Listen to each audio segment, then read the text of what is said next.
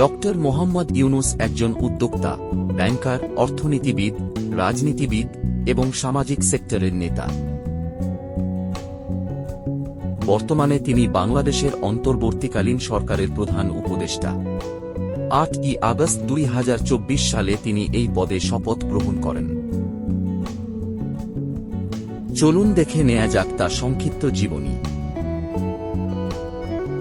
Doctor Mohammad Yunus 1940 সালের 28 June চট্টগ্রামের হাটহাজারী উপজেলার বাতুয়া গ্রামে জন্মগ্রহণ করেন। বর্তমানে তার বয়স 84 বছর এবং তিনি এখন পর্যন্ত বাংলাদেশের সবচেয়ে বেশি বয়সী প্রধান উপদেষ্টা। ডক্টর মোহাম্মদ ইউনুস হাজী দুলা মিয়া সওদাগর ও সুফিয়া খাতুনের তৃতীয় সন্তান। হাজী দুলা মিয়া সওদাগর ছিলেন একজন স্বর্ণ ব্যবসায়ী আর মা সুফিয়া খাতুন ছিলেন গৃহিণী। ডক্টর মোহাম্মদ ইউনুস 9 ভাই বোনের মধ্যে তৃতীয় হলেও তার 2 জন বড় বোন এবং 6 জন ছোট ভাই রয়েছে, যা তাকে পরিবারের বড় ছেলে হিসেবে স্থান দিয়েছে। তার বোনেরা হলেন আলিয়া ইউনুস, ফাহমিদা ইউনুস।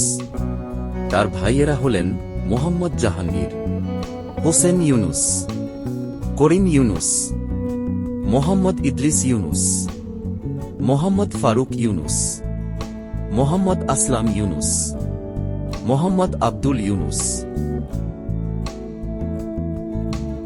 ডক্টর মোহাম্মদ ইউনুস লামাবাজার প্রাথমিক বিদ্যালয়, চট্টগ্রাম থেকে প্রাথমিক স্কুল শেষ করে ভর্তি হন চট্টগ্রাম কলেজিয়েট স্কুলে।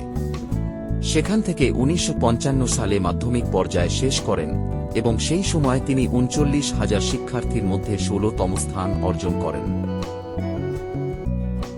1957 সালে তিনি ঢাকা বিশ্ববিদ্যালয়ের অর্থনীতি বিভাগে ভর্তি হন এবং সেখানে থেকে 1960 সালে অর্থনীতিতে স্নাতক এবং একই বিভাগে স্নাতকোত্তর শেষ করেন 1961 সালে।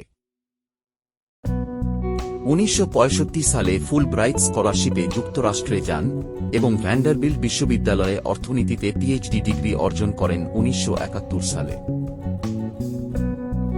1969 থেকে 1972 সাল পর্যন্ত মার্ফিসবোরোতে মিডল টেনেসি স্টেট ইউনিভার্সিটিতে অর্থনীতির সহকারী অধ্যাপক হিসেবে কাজ করেন।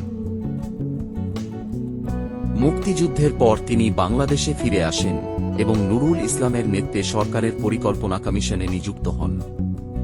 তবে কাজটি তার কাছে একঘেয়ে লাগায় তিনি সেখানে ইস্তফা দিয়ে 1974 সালে চট্টগ্রাম বিশ্ববিদ্যালয়ে অর্থনীতি বিভাগের প্রধান হিসেবে যোগদান করেন।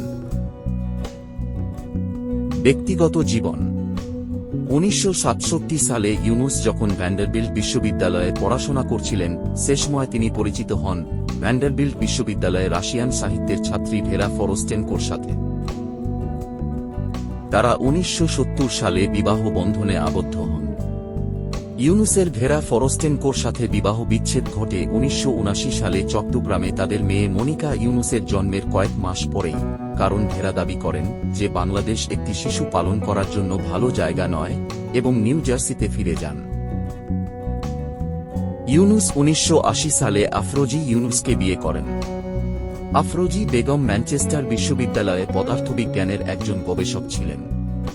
পরবর্তীতে তিনি জাহাঙ্গীরনগর বিশ্ববিদ্যালয়ে পদার্থবিজ্ঞানের অধ্যাপক হিসেবে নিযুক্ত হন। তাদের মেয়ে দিনা আফরোজ ইউনুস 1986 সালে জন্মগ্রহণ করেন। গুরুত্বপূর্ণ মাইলফলক।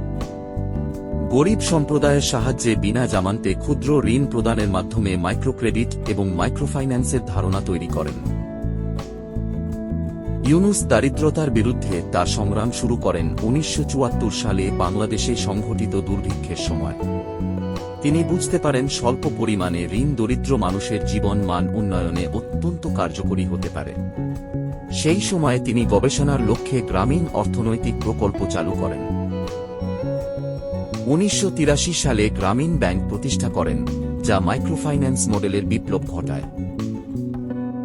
সেই সময় থেকে ডক্টর মোহাম্মদ ইউনুসকে দরিদ্রের ব্যাংকার বা ব্যাংক অফ দ্য পুয়ার নামে ডাকা শুরু হয়।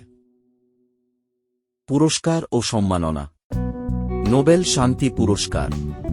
মাইক্রোক্রেডিটের মাধ্যমে দরিদ্র জনগোষ্ঠীর ক্ষমতায়নের জন্য শান্তিতে 2006 সালে নোবেল পুরস্কার পান।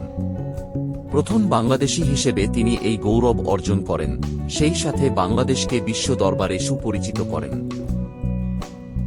Presidential medal of freedom. Microfinance এবং দরিদ্রদের জীবনের মানোন্নয়নে অবদানের জন্য 2009 সালে প্রেসিডেন্সিয়াল মেডেল অফ ফ্রিডম পুরস্কার পান।